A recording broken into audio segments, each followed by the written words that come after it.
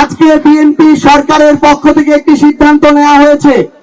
সিদ্ধান্তটি নেওয়া হয়েছে যে ম্যানেজিং কমিটির কিংবা গভর্নিং বডি যত ধরনের বেসরকারি স্কুল শিক্ষা প্রতিষ্ঠান আছে সেগুলোর গভর্নিং বডির সভাপতি হতে কোনো ধরনের শিক্ষাগত যোগ্যতা লাগবে না।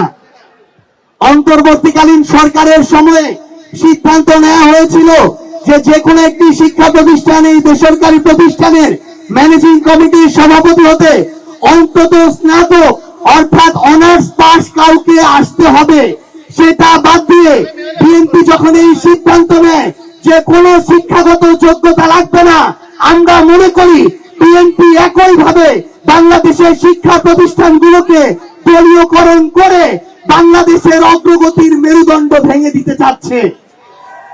আওয়ামী লীগ যে প্রক্রিয়ায় বাংলাদেশের শিক্ষার মান এবং কোয়ালিটিকে ধ্বংস করে দিয়ে বাংলাদেশে স্বৈরাচার কায়েম করেছিল, বিএনপি যদি একই প্রক্রিয়ায় মুখে সবার আগে বাংলাদেশ আর কাজের সময় কোন মানের দরকার নাই, যোগ্যতার দরকার নাই, এই প্রক্রিয়ায় যেতে চায়, তাহলে বাংলাদেশের জনগণ আগামীতে তাদেরকে প্রত্যাখ্যান করবে।